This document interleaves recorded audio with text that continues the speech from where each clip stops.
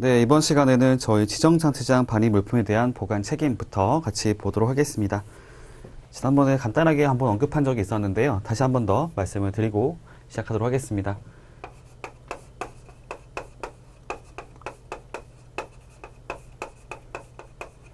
지정보세구역이라 하는 것은 기본적으로 통관을 목적으로 하는 물품을 일시적으로 장치를 하거나 검사를 하기 위한 장소라 보시면 되겠고요. 그 안에서도 지정장치장은 장치 또는 검사를 목적으로 하는 장소라고 생각하시면 됩니다. 그래서 세관에서 지정을 해놓고 여기로 들어가서 물품을 이제 장치하고 검사를 하겠다라고 이해를 하시면 되겠고요. 여기 보시면 이제 화물이 들어가게 되는 거잖아요. 장치가 된다고 했을 때 그에 따른 물품에 대한 보관 책임을 누가 지는지에 대해서 규정을 하는 것이 있습니다. 일단 원칙과 예외로 얘기를 해볼 수가 있겠고요. 이 원칙이라는 것은 그 물품의 화주, 저 물품의 화주 또는 반입자라고 규정을 하고 있습니다. 반입자라 하는 것은 지난번에 말씀드렸던 대로 이제 운송인이라고 생각하시면 될 것 같아요. 저희 보세화물 관리에 관한 고시로 가서 보면 화물 분류 기준이라고 나오는 게 있고, 거기 가 보면 기본적으로 이제 운송인이 화주하고 협의해서 운영인하고 어떤 같이 커뮤니케이션 한 다음에 그런 창고를 정하는 것이 있는데, 다만 그렇게 합의가 되지 않았을 때는, 협의된 것이 없을 때는 운송인이 선사하고 화물운송 조선업자가 그거에 대해서 창고를 지정하는 것이 나오는 게 있었거든요. 그래서 요거는 이제 운송인이라고 생각하시면 좀 편할 것 같습니다. 그 다음에 예외라고 하는 것이 있어요. 예외라고 하는 것은 이제 두 개로 나눠볼 수가 있겠는데, 첫 번째로 화주 또는 반입자가 지정장치장에 계속 상주하는 것이 아니기 때문에 아무래도 여기서 관리를 하는 것은 좀 어려움이 있다고 볼 수 있겠습니다.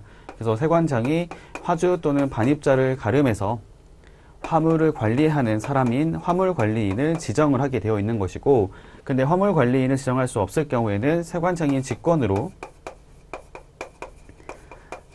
관리할 수 있다라고 나온 게 있었어요. 그래서 여기 이렇게 쭉 정리가 가능하죠. 그래서 그 부분을 말씀드렸던 부분이고, 그런 걸 하는 과정에서 비용이 발생하는 것들, 뭐 화물관리비라고 하는 게 필요한 게 있을 때는 징수를 하게 되어 있고, 그다음에 세관설비를 사용하는 것에 관련해서도 비용을 세관에 지급하게 되어 있다라고 말씀을 드렸었습니다. 그리고 화물관리인 지정에 관련된 요건이라고 하는 것이 나오는데요. 이 화물관리인 같은 경우는 단독으로 출제가 될 만큼 굉장히 중요한 주제가 되는 거기 때문에 정리를 잘 하실 필요가 있겠습니다. 첫 번째로 이제 화물관리인이라고 하는 것에 대해서 지정 요건이라고 얘기를 해볼게요. 지정을 받을 수 있는 사람이라고 말을 했을 때 저희 교재를 보시면 세 가지가 나와 있습니다. 직접 물품 관리를 하는 국가기관장, 그다음에 관세 행정 또는 보세 화물 관리와 관련 있는 비영리법인, 그다음 세 번째로는 해당 시설의 소유자 또는 관리자가 요청한 자라고 되어 있죠. 다만 세 번째 같은 경우에는 주의할 게 뭐냐면, 저희가 원래 지방이 아니죠. 저희 지정자치장 같은 경우에는 국가나 지자체, 그다음에 저희 아까 말했던 공항시설, 항만시설을 관리하는 법인이 소유하거나 관리하는 토지, 건물 그 밖의 시설에 대해서 지정할 수 있게 되는데, 세관장이 관리하는 장소가 아닌 경우에는 다른 곳에서는 이렇게 동의를 구해서 하는 절차가 있었어요. 그래서 그 안에서도 이제 소유자나 관리자가 요청한 자라고 하는 것은 세관장이 관리하는 장소가 아니었을 때라고 볼 수가 있겠습니다. 그래서 여기 보면은 첫 번째로 나왔던 사람이 바로 국가기관장이죠. 그 다음에 두 번째로 나왔던 사람은 바로 저희 비영리법인이었던 건데, 근데 행정 업무를 담당하고 있는 뭐 관세 행정이나 보세 화물 관련된 행정 업무를 취급하는 비영리법인이라고 얘기할 수 있겠어요. 일단 기본적으로 저희가 지정 보세 구역은 영리 추구를 하는 곳이 목적이 아니잖아요. 이게 공적인 목적이 있는 거기 때문에 비영리 법인이라고 계속 얘기를 하고 있습니다. 그리고 세 번째로는 이제 소유자나 관리자가 요청한 자.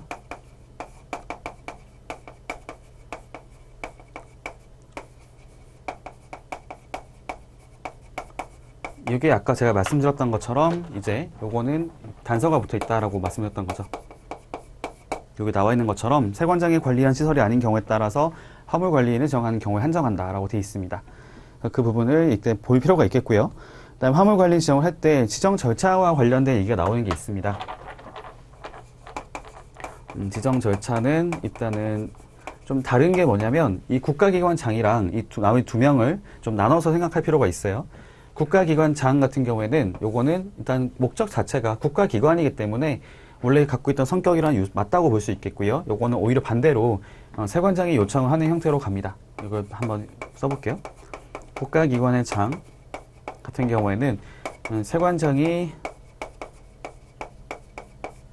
요청을 하고 그에 대해서 국가기관장에서 승낙했을 때 오히려 반대로 해주세요라는 형태로 간 거죠. 또 나머지 두 가지 있잖아요. 여기 두 가지 같은 경우에는 여기 지정 신청을 하고 지정 신청에 대해서 심사를 하겠죠. 세관에서 심사를 하고 지정 어떤 결격사유 이런 게 없다고 했을 때 요건 갖춘 거 확인됐을 때는 지정을 하는 형태로 흘러가게 됩니다. 좀 절차가 다르다라는 것을 얘기했던 거고 그와 관련해서 나오는 것이 아까 봤던 것 중에 시설의 소유자 또는 관리자 요청한 자에 대해서는 소유자 또는 관리자를 거쳐서 서류를 제출하게 되어 있습니다. 한번 확인을 받고 오라는 걸로 이해하시면 되겠고요. 그다음에 지정 절차 같은 경우는 그 전에 일단 기본적으로 지정 계획 공고라는 것이 먼저 나오게 됩니다. 지정 절차. 이건 좀 크게 봤던 것이고 지정에 관련된 어떤 세부 절차로 쓸까요? 지정 세부 절차. 여기 보면 첫 번째로 지정 계획 공고를 하는 거죠. 지정 공고를 먼저 하고 그러면 지정 신청을 받겠죠.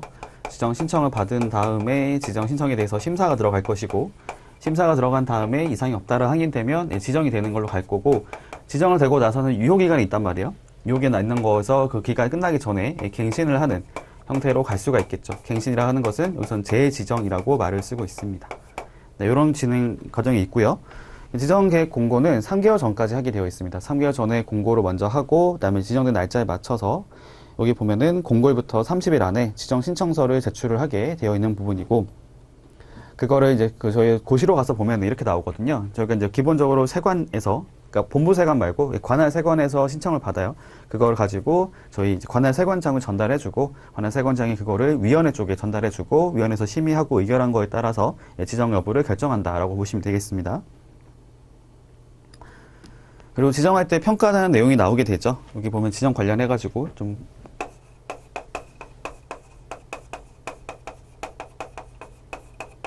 간단하게 등이나 쓸게요.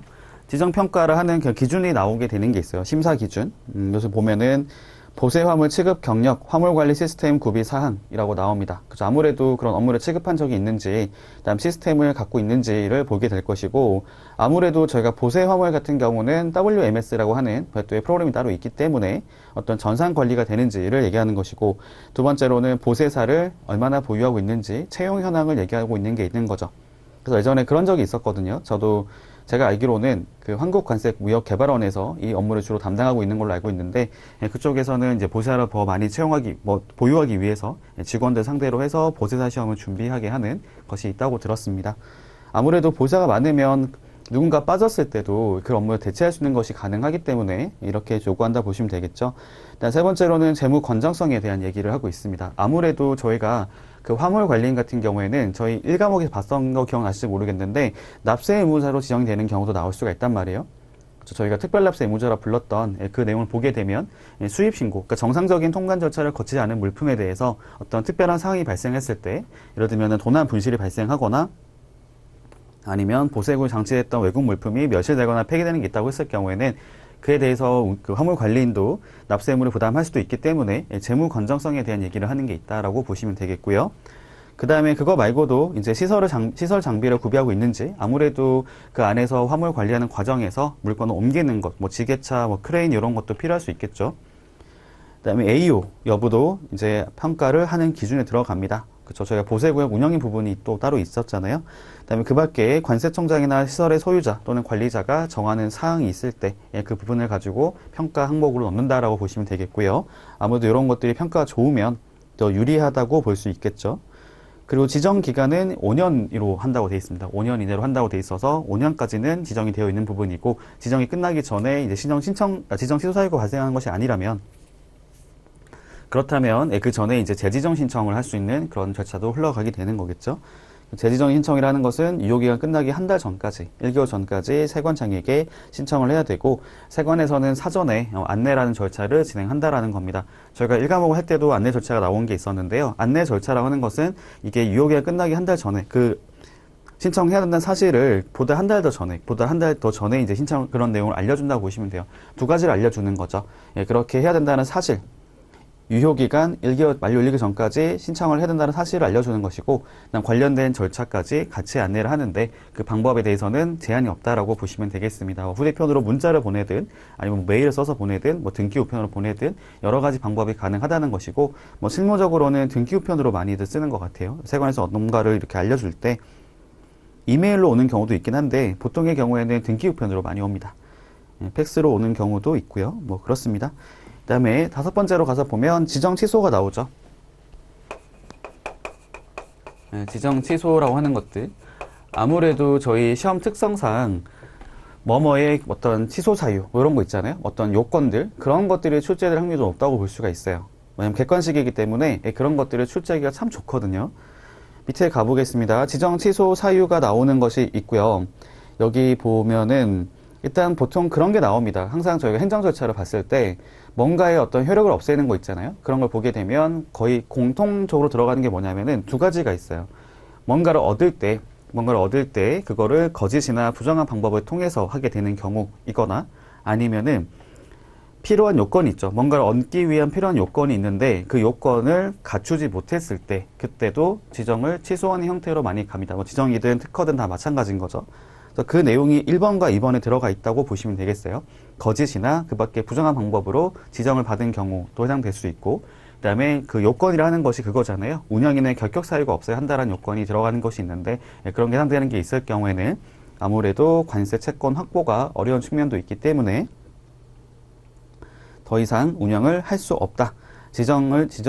화물 관리인으로서의 업무를 수행할 수 없다라고 보시면 되겠습니다. 그리고 그거 말고도 3번에 가서 보면요.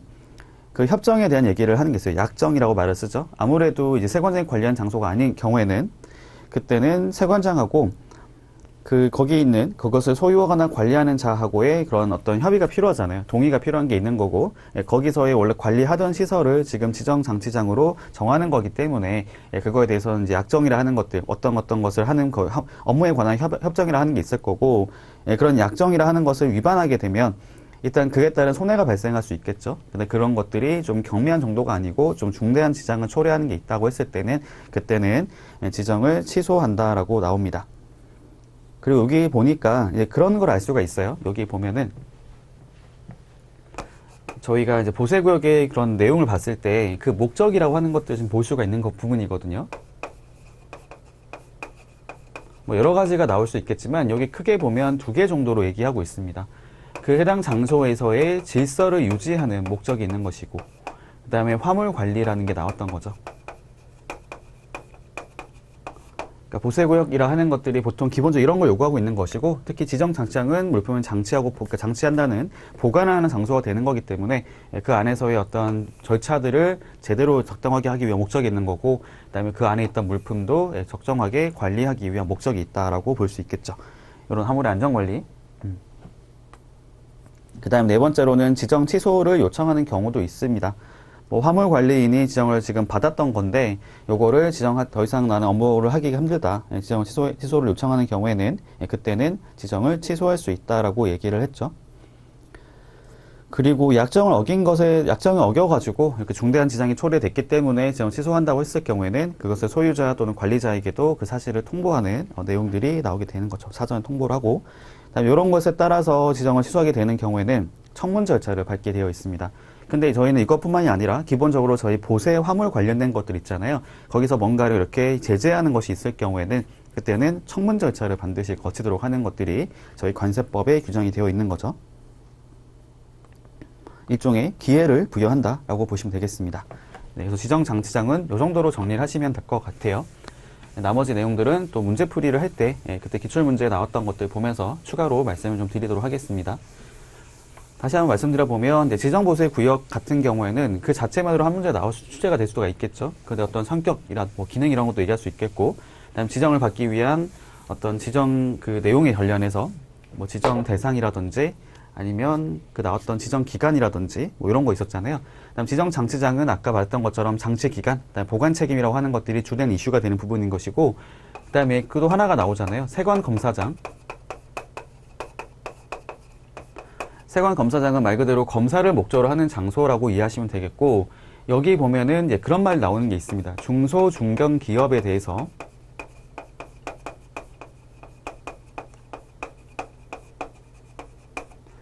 보상을 해주는 게, 정확히 보상이라고 하기보다도 보상 맞죠? 보상이라는 표현, 제가 배상이라는 말을 쓰려고 하다가, 배상이라고 하는 것은 계약을 어겼을 때 말을 하는 거고, 이건 어긴 건 아니기 때문에 보상이라고 표현하는 게 맞겠습니다.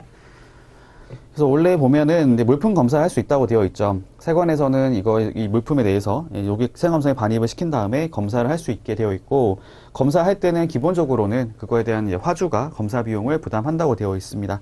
반입하는 물품의 채취, 운반 등에 필요한 비용이라 하는 것은 화주가 부담한다. 그렇죠. 저희가 그런 게 있을 거예요. 저희가 물건이 들어왔잖아요. 입항을 하고 나서 원래 보통 저희가 하선을 하죠. 하선 신고를 하고, 그 다음에 저희가 보세구역에 반입을 할 텐데, 이 보세구역이라 하는 것은 이제 화물 분류 기준에 따라 결정이 되긴 하겠지만, 기본적으로는 보세구역, 특허 보세구역이라 하는 것이 장치가 될 거란 말입니다. 근데 중간에 세관에서 검사를 하겠다라고 해가지고, 요게 지금 원래 정해졌던 특허 보세구역으로 가는 게 아니라, 그러니까 보세 창고로 가는 것이 아니라, 얘가 지금 틀어진 거죠. 다른 곳으로 갔다고 보시면 돼요. 세관 검사장으로 가게 되는 것이고, 당연히 검사를 하기 위해서 발생하는 비용들이 있을 거잖아요. 물품을 검사장까지 옮기는 비용도 있을 거고, 거기 물건을 이제 직접 꺼내서 보는 게 필요하다고 했을 경우에는 이런 것에 관련된 여러 가지 비용들이 발생할 수 있겠습니다. 근데 어쨌든 간에 이런 것들은 검사라고 하는 것들이 이제 그 화주의 의도랑 관계없이 국가에서 관리를 하는, 목적상 하는 거기 때문에 이 비용에 대한 부담은 화주가 부담한다고 되어 있단 말이에요. 그래서 사실은 예전부터 화주들이 이거에 대한 불만이 좀 있었습니다. 저 같은 경우는 관사로서 업무하고 있기 때문에 저는 이제 직접 화주하고 이렇게 통관 업무도 하지만, 통관 업무 말고도 제가 통관 관련해서 어떤 배차라든지 아니면 창고의 어떤 그 창고료 정산이라든지 뭐 이런 것도 같이 하고 있거든요. 근데 그러니까 수입 신고하려고 기다리고 있었는데, 이게 세관 검사장에 들어가게 되면서 검사하는 비용이 발생한 게 있었잖아요. 추가로 발생한 게 있으면 이제 화주가 그에 불만을 하는 거예요. 불평을 하는 거죠. 아니, 지금 물건을 검사하는 건 알겠는데, 이 검사라고 하는 것들이 내가 의도해서 한 것도 아니고, 왜 이렇게 검사비가 많이 나오는 거냐.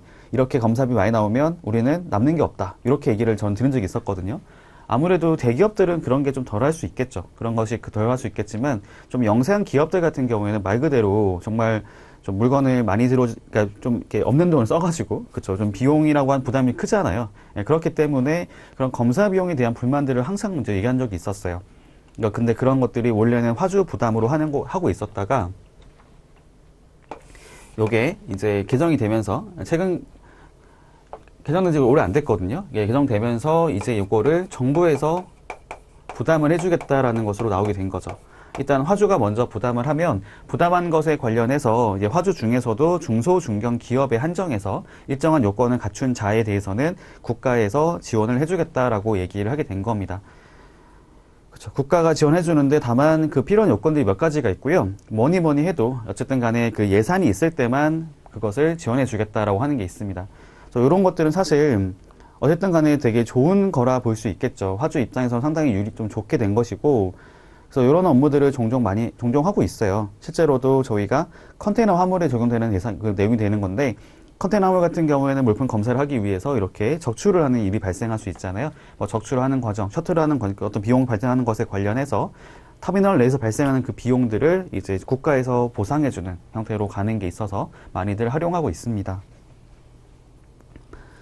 그래서 여기 한번 볼게요. 법에서는 어떻게 표현하고 있냐면요.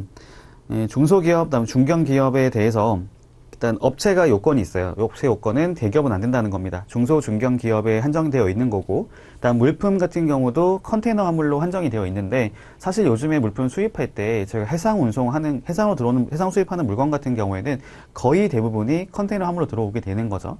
벌크 화물로 들어온 경우는 저는 잘 못 봤던 것 같아서, 물론 들어올 수 있긴 하죠. 들어오기는 하는데 사실 비율로 따져보면 훨씬 더 적잖아요. 그죠? 그래서 컨테이너 화물이 되는 거고, 그게 검사를 해봤더니 내가 지금 세관에 신고했던 내용하고 실제 물품과 일치가 되어야 한다는 겁니다. 그 말이 뭐냐면 검사 결과 법령을 위반한 사실을 없애야 한다는 것이고, 그 경우에는 아까 얘기했던 것처럼 예산이 있는 범위에서, 예산의 범위에서 지원을 한다라는 얘기가 나오게 된 거죠. 지원할 수 있다라고. 보다 자세히 내려가서 보게 되면요, 아까 제가 말씀드렸던 그 중소중견기업이 화주 일것 요구하게 되고, 그 다음에 별도로 정해져 있는 검사 장소로 가서 검사를 받는 물품이 되고, 그 다음 검사를 해봤을 때 위반 사실이 발견돼서 어떤 처벌을 받는 거 있잖아요. 뭐 통고 처분을 받거나 고발되는 경우가 아닐 것, 즉 행정 형벌을 받는 것이 아닐 것을 요구하고 있고, 그 수출입 관련 법령이라 하는 것들이 관세법도 포함되고, 그다음 FTA 특례법, 뭐 대외무역법, 뭐 등등등 여러 가지 이제 내용이 나오는 게 있습니다. 그쵸. 수출입을 할 때 적용되는 법령이라고 보시면 되겠고요. 그다음 검사 결과 제출한 신고 자료가 실제 물품과 일치할 것을 요구합니다. 예를 들면 수입 신고를 한 게 있었는데 수입 신고한 거하고 그다음 실제 물품과 일치가 될 것을 요구하는 것은 당연한 거잖아요. 근데 그건 있어요. 한 가지 예외가 있거든요. 여기 보시면 적재 화물 목록은 제외한다라고 되어 있는 게 있습니다. 그게 왜 그렇게 나와 있는지를 제가 설명을 좀 드려보도록 할게요. 지금 보니까 신고 결과, 그러니까 내용 확인의 결과, 검사 결과 신고 내용이 위반이 있으면 안 된다, 적절해야 된다라고 말을 쓰거든요. 근데 한 가지 예외, 이게 원칙이죠. 그러니까 일치가 될 것을 요구한다. 적절한 표현하기보다는 일치가 될 것을 요구하는 것이 있는데, 근데 예외로 나왔던 것이 다만 적재 화물 목록은 제외라고 나온 게 있었거든요.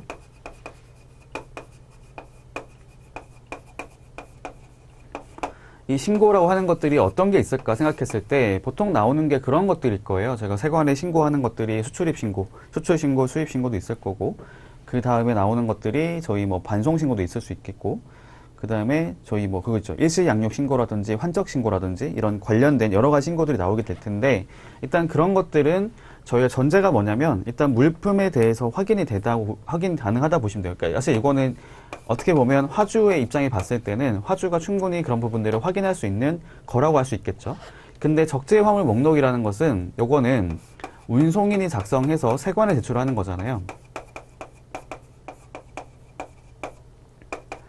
그리고 요거는 기본적으로 화주가 하는 것도 아니긴 하지만 이 적재 화물 목록은 물건을 보낸 쪽이 있죠. 송화인 쪽에서 이걸 그 내용을 알려줘서 작성이 되는 거기 때문에 수화인하고는 사실 크게 연관이 없다고 볼 수가 있어요. 그렇죠? 수화인 입장에서는 지금 그쪽에서 보내줬던 물건을 받는 입장이기 때문에 적재물 목록이라고 하는 것들은 사실 송화인이 그쪽에서 그 내용을 알려주고 운송인이 그걸 토대로 해서 작성하는 거기 때문에 이 부분에서 이 불일치가 발견했다 하더라도 이거는 사실상 수화인이 어떤 통제할 수 없는 그런 내용이라 볼 수가 있는 거겠죠. 그거는 제외하고 나머지 신고 자료하고 실제 물품과 일치할 것을 요구하고 있습니다. 그리고 예산의 범위라고 하는 거 있죠. 예산이 지금 한정되어 있다 보니까 예산이 남아있을 때 그 안에서 지급이 된다고 이해하시면 되겠죠. 넘어가도록 하겠습니다. 그 다음에 제 3장으로 가서 보면 특허보세 구역이 나옵니다. 여기서부터는 이제 개별로 하나씩 나온다고 보시면 되겠고요. 특허보세 구역이라는 것은 저번에 말씀드렸던 대로 기본적으로 사익 추구를 목적으로 하는 장소라고 보시면 되고, 영리 추구를 목적으로 한다라고 이해하시면 되겠습니다. 여기서 말하는 특허라고 하는 것은 뭐 저희가 특허권 말을 할 때 특허를 말하는 건 아닌 거고요. 이런 것들은 이제 어떤 행정 절차상 어떤 권리를 부여받는 것을 말한다고 보면 돼요. 자격을 부여받는 것을 특허라고 이해하시면 되겠습니다. 그래서 특허 관련해서는 첫 번째 나오는 얘기가 이제 특허를 받아야 되고, 설치 운영할 때 특허 받아야 되고, 갱신도 마찬가지라고 하고요. 특허를 받을 때는 특허 신청을 해야 되는 거겠죠. 특허 신청은 저희 운영인이 세관장에게, 그러니까 운영하려는 사람이 세관장에게 신청을 해야 되는 것이고, 그 다음 세관에서 내용 확인하고 결격사유 인상이 없다, 문제가 없다라는 게 확인되면 그때는 이제 특허를 내어줄 겁니다. 그리고 특허를 받는 과정에서는 비용이 발생해요. 수수료라고 하는 게 발생하죠. 특허 수수료라고 하는 것이 있는데, 특허 수수료 같은 경우에는 일단 특허 보세 구역 중에서도 일단 두 개로 나눠서 정리를 하실 필요가 있습니다.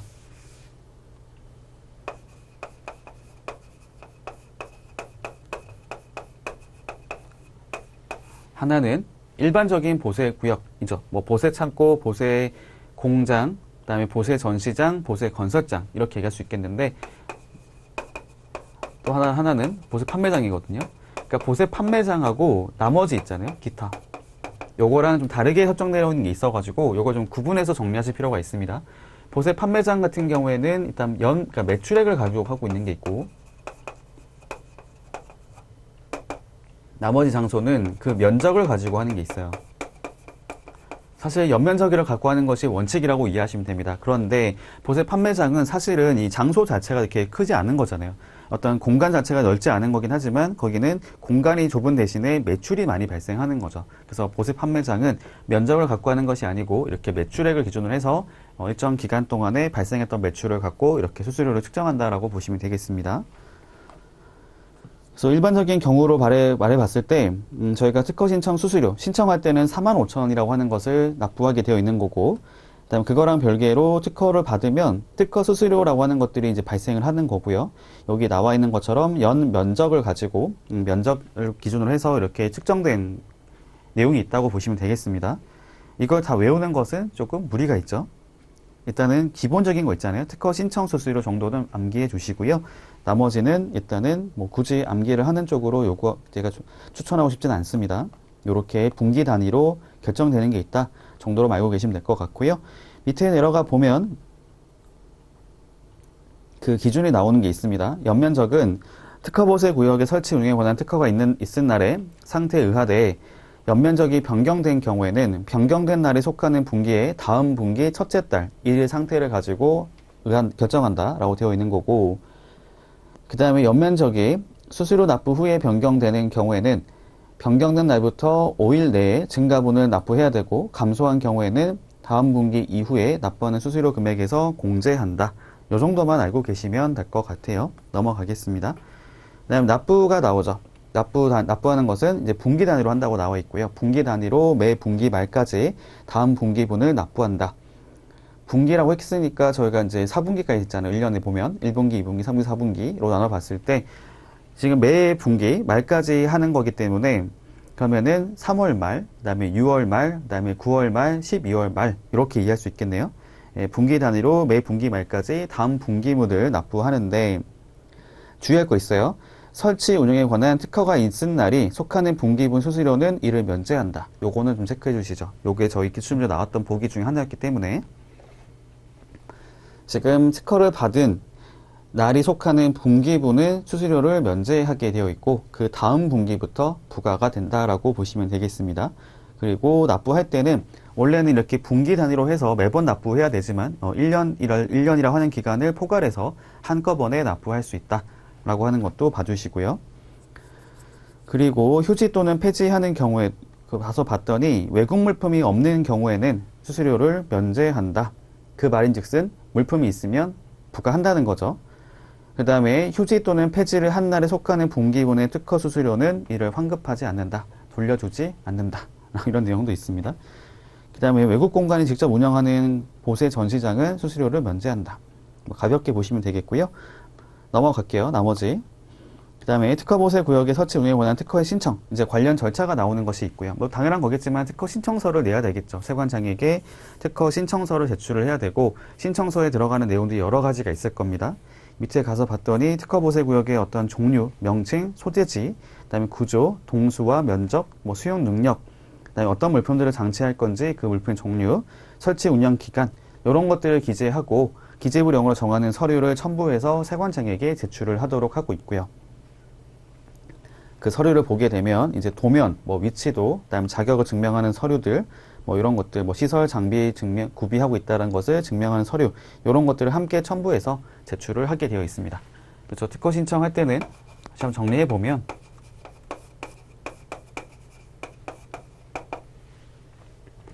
그러니까 신청인이죠. 특허를 받고자 하는 사람이 세관장에게 관련 자료를 제출하는 것이고요. 여기 들어가는 것 중에 하나가 특허 신청서.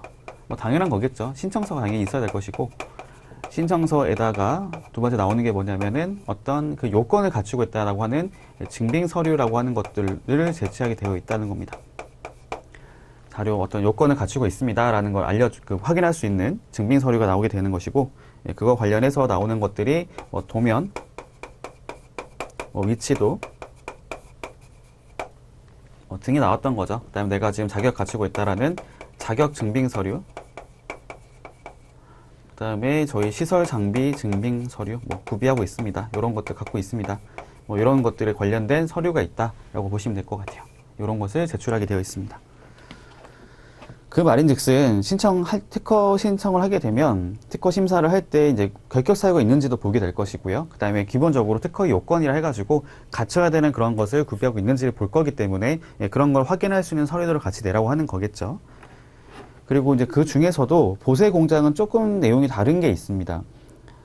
보세 구역 중에서도 보세 공장은 특허 신청서에다가 사업 계획서, 그다음에 구역하고 부근의 도면을 첨부하게 되어 있고, 그다음에 세관에서는 법의 등기 사항 증명서를 확인하게 되어 있습니다.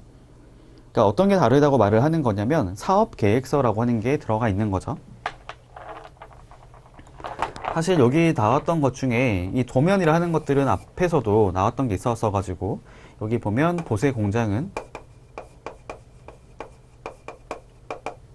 사업 계획서라는 것을 추가로 제출을 하게 되어 있다는 거. 이 정도만 알고 계시면 될 것 같습니다. 넘어가도록 할게요. 나머지는 넘어가면 될 것 같고. 그 다음에 갱신 신청도 마찬가지인 거예요. 이런 것들은 이제 그런 걸 보면 되겠죠. 갱신 신청을 언제까지 해야 되는지 여기 보니까 1개월 전까지, 만료 한 달 전까지라고 되어 있습니다.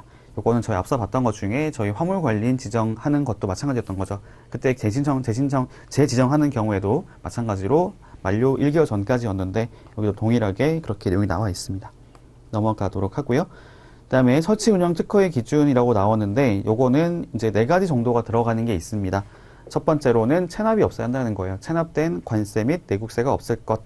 그쵸. 왜냐면은 저희가 일단 특허보세 구역을 운영할 때도 운영인도 납세 의무를 부담하는 게 나온 게 있었거든요. 기억나시죠? 저희 납세 의무자 얘기할 때 특별 납세 의무자에 나왔던 것 중에서도 어떤 그 특별 통관 납세 의무자 있잖아요. 거기 보면은 도난 분실이 발생하거나 아니면 그거 말고도 물품이 멸실 또는 폐기되는 게 있을 경우에는 그때 운영인에게 규칙 사유가 있다고 했을 경우에는 운영이 납부를 하는 형태로 가는 게 있다 보니 일단 그와 관련된 이슈가 없어야 한다는 얘기가 나와 있는 거죠. 체납이 없어야 된다는 것이고, 그다음에 운영이나 결격 사유가 없어야 한다는 것이고, 그러니까 체납이 나왔던 이유는 결국 그거랑 연관될 수 있어요. 아무래도 체납이 됐다는 거는 이 정해져 있는, 뭐 자금이 부족해서 그런 걸 수도 있긴 하겠지만, 원래 정해져 있던 절차를 어기게 된 거잖아요. 납부 기한까지 납부를 안 하고 있는 상태가 된 거기 때문에, 그러면은 아무래도 이 안에서도 관리할 때 어쩌면 그런 생각도 해볼 수가 있는 거죠. 여기 보세 화물이라는 것을 어쩌면 이 운영인이 물건을 빼낼 수 있지 않을까. 뭐 이런 생각도 하지 않았을까요?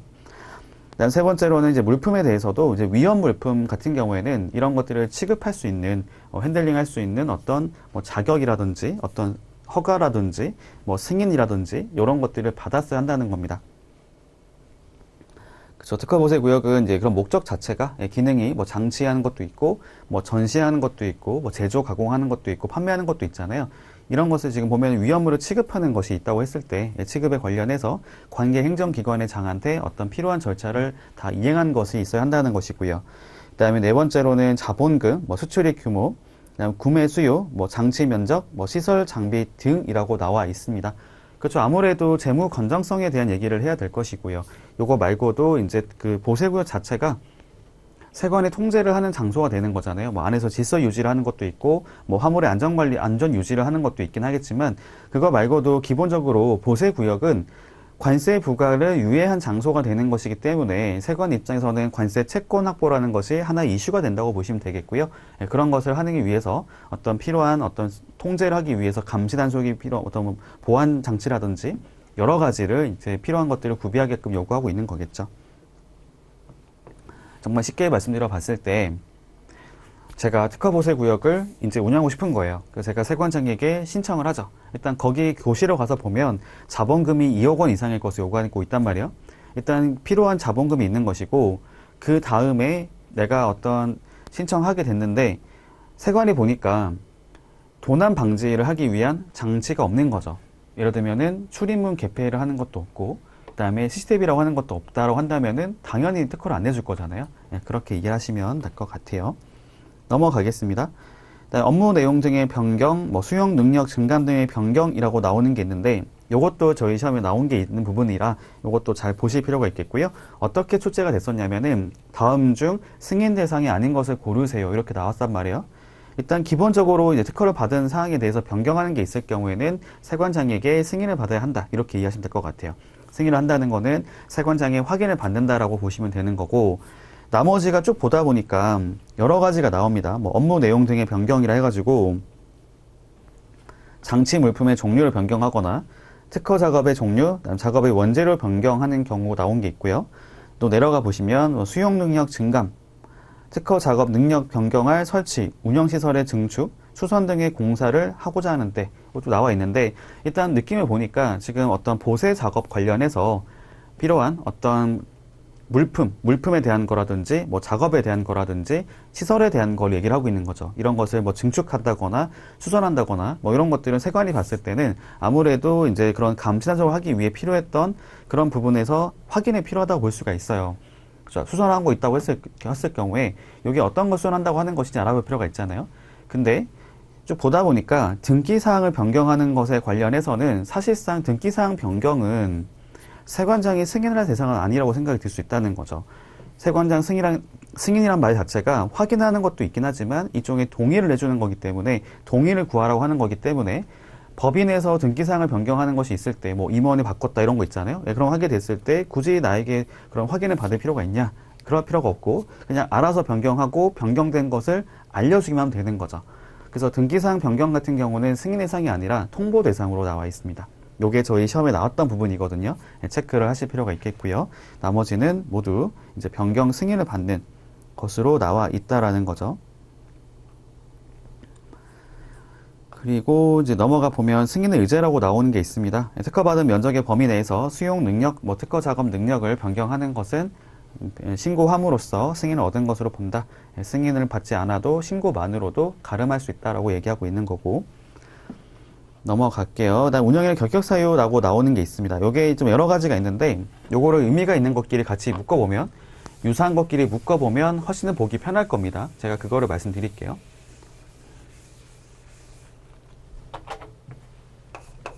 요것도 저희 시험에 가끔씩 출제가 되거든요. 내용이 어렵진 않아요.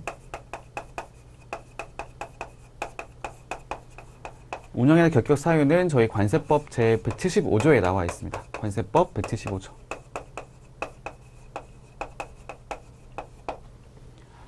총 8가지가 나오는데 일단은 크게 3가지로 나눠서 얘기를 해볼 수가 있을 것 같아요. 첫 번째로는 능력 제한자,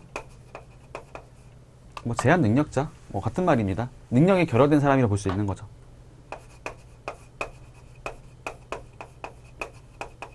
이렇게 표현을 쓸게요. 이게 법률에 나와 있는 표현이어가지고 제가 제한 능력자라는 말 썼습니다. 그러니까 쉽게 말하면은 능력이 없는 사람 이렇게 이해하면 되는 거고, 여기 안에 보면 3명이 나오는 게 있어요. 첫 번째로는 미성년자가 나옵니다. 글쎄 미성년자가 운영이 되는 경우들은 사실 뭐 흔하지 않겠죠. 흔하지 않을 거고, 두 번째로는 피성년 후견인.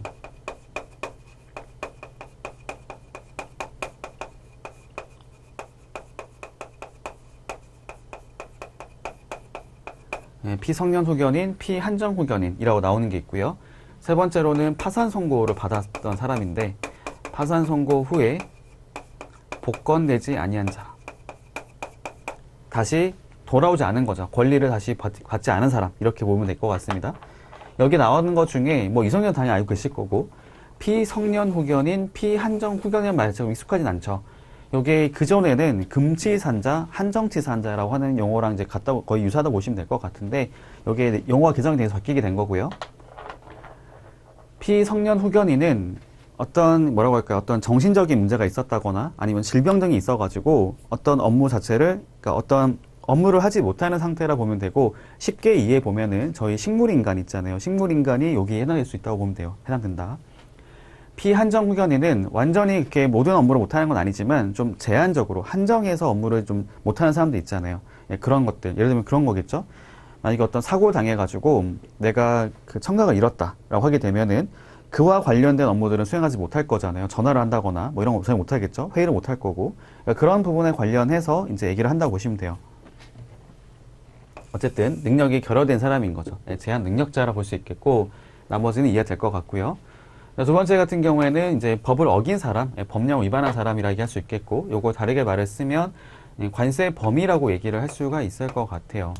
뭐 과세범위를 하기보다도 그냥 간단하게 법령을 위반한 사람.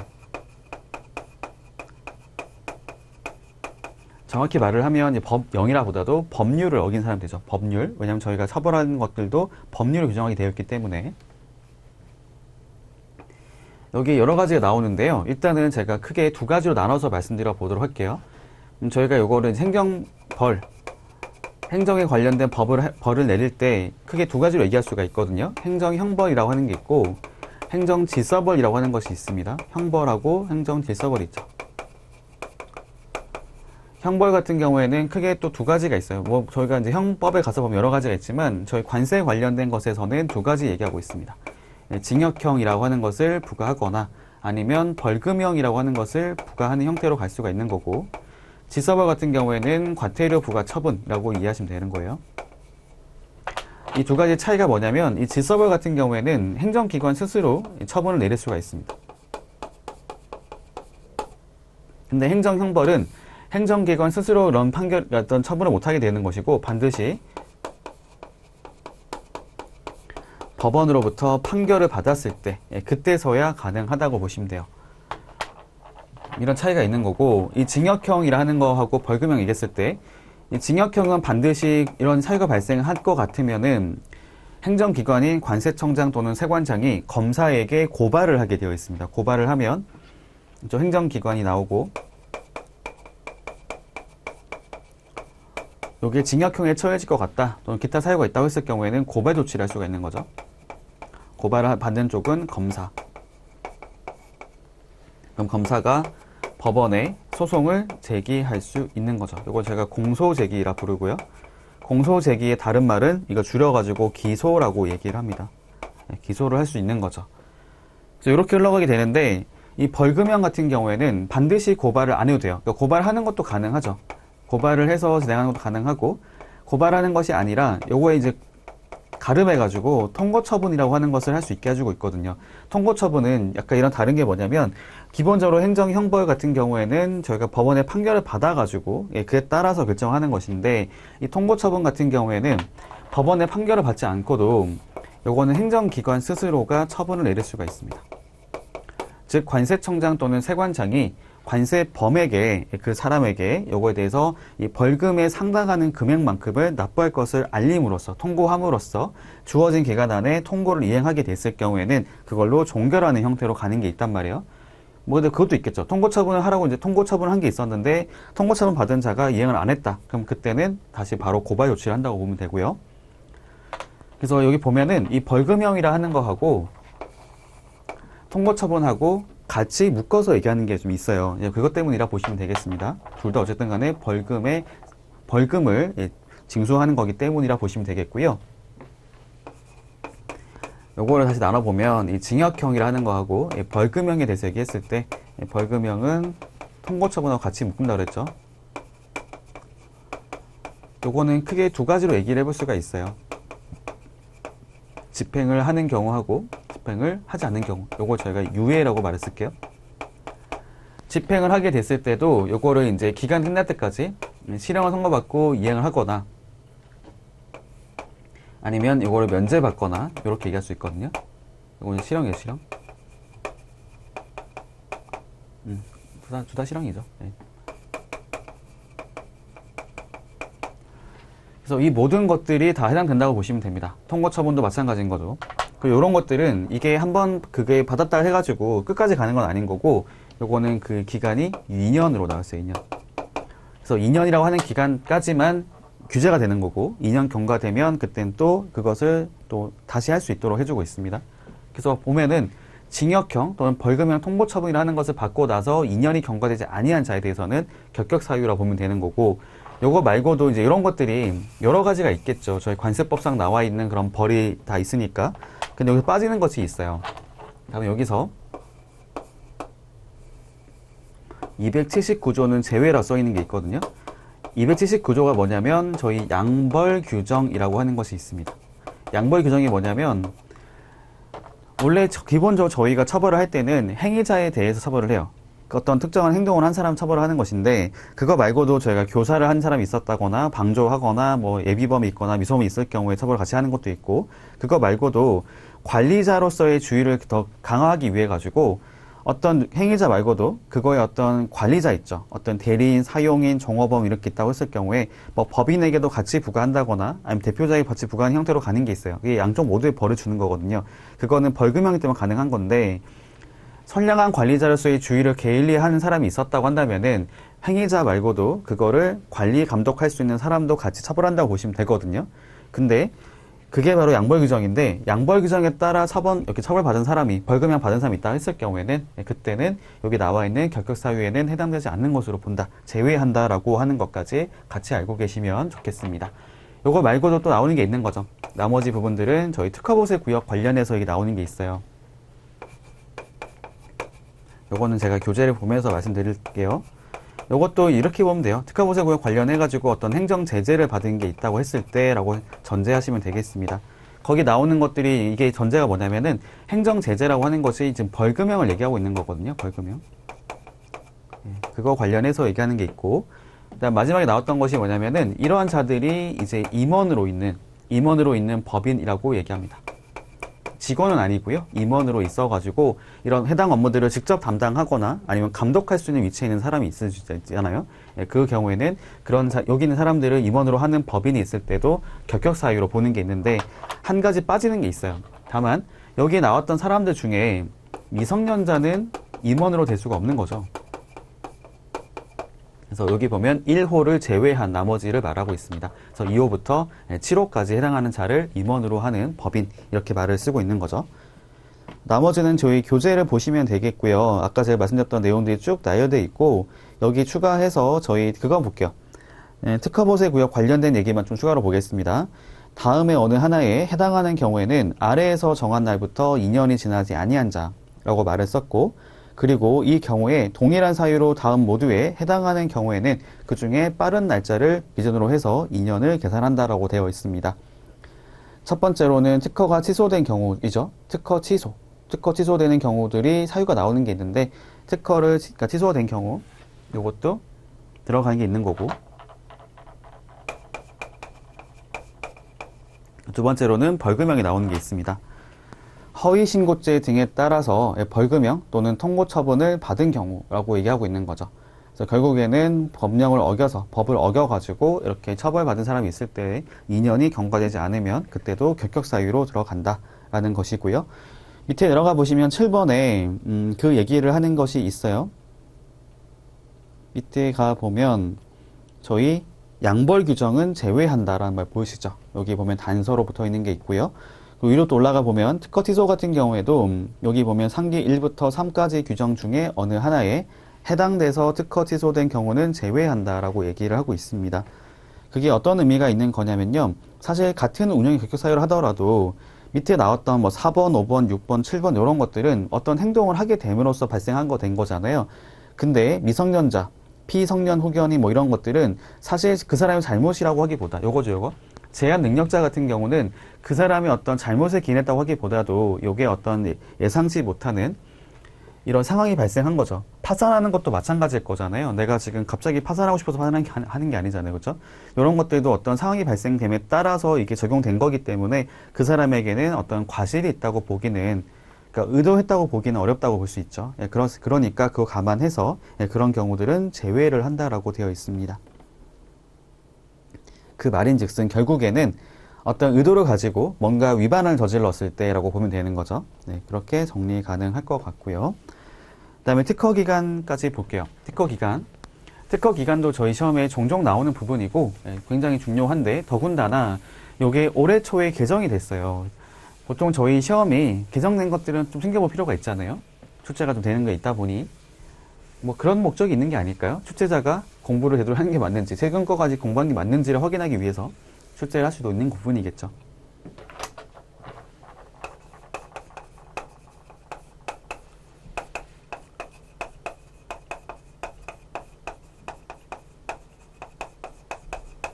자, 요거는 원칙과 예외로 나눠서 제가 말씀드릴게요.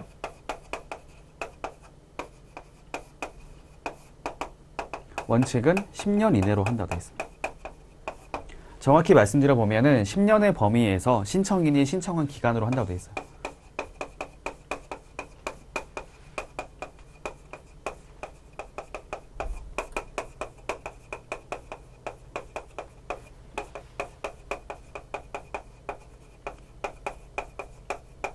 그 말인즉슨 최대 10년까지 가능하지만 최대한 신청인이 신청한 대로 인정해주겠다라는 의미가 있는 거죠. 그리고 예외라고 하는 것들이 두 가지가 나오는데 원래는 세 가지였는데 보세 저희 판매장이 바뀌게 되면서 이렇게 두 가지밖에 안 나오게 됐고요. 여기 나오는 것이 보세 전시장하고 보세 건설장이 있습니다. 그러면 이것 뺀 나머지는 보세 창고, 그 다음에 공장, 그 다음에 판매장 이렇게 이해하면 되겠네요. 이 두 가지는 왜 다른 거냐면요. 요거는 요런 것들은 사실 매번 이제 들어올 수 있다. 물건이 반출이 된다고 볼 수 있겠는데, 장치에서도 볼 수 있겠는데, 여기 있는 것들은 그때 매일매일 발생하는 게 아니라 필요에 따라 수시로 그때그때마다 발생하는 형태로 가나 보니까 한 번 하고 또 한동안 없고 이렇게 가는 걸 보는 거예요. 그래서 요거를 일정 기간 동안 쭉 이렇게 특허로 내는 것이 아니라 요런 것들은 세관장이 그냥 그때그때 상황 보고 정하는 기간까지로 한다고 이해하시면 되는 거고, 전시장 같은 경우에는 전시가 하는 곳이 목적이잖아요. 박람회 등의 운영을 고려하는 거고, 요거는 건설공사를 하는 거죠. 건설공사의 기간을 고려해서 결국에는 세관장이 따로 정하는 기간까지만 특허를 부여한다 라고 이해를 하시면 되겠습니다. 내용 이해 가능하죠? 이렇게 구성이 되어 있습니다. 이거 어렵지 않잖아요. 그러니까 원래는 보세 판매장이 얘가 기존에는 5년이었거든요. 기존에는 5년 이내로 나온 게 있었어요. 왜냐하면 보세 판매장은 저희 독과점에 대한 이슈가 있었기 때문에 어느 한 업체가 너무 오래 하는 것을 방지하기 위해 가지고 5년 이내로 딱 제한하고 있는 게 있었거든요. 근데 요게 개정이 되면서 현재는 똑같이 10년 이내로 한다고 이해하시면 돼요. 이게 삭제가 됐거든요. 삭제가 됐다는 얘기는 원칙대로 간다는 거죠. 10년 이내로 하는데 다만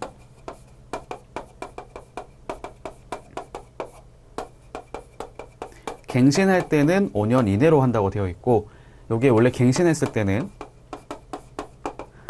이렇게 나눈 게 있었거든요. 횟수 제한을 하는 게 있었어요. 이게 중소랑 중견기업 같은 경우는 여기를 저희가 2회까지 가능하게 한 게 있었고, 그 다음에 상호 출자 제한 기업 집단, 참 말이 어렵습니다.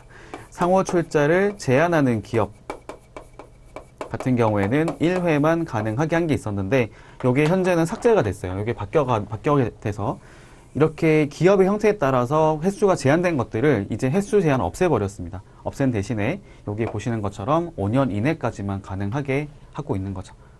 그렇게 내용을 정리하시면 될 것 같고요. 여기까지 보도록 하고 다음 시간에 내용 이어서 살펴보도록 하겠습니다.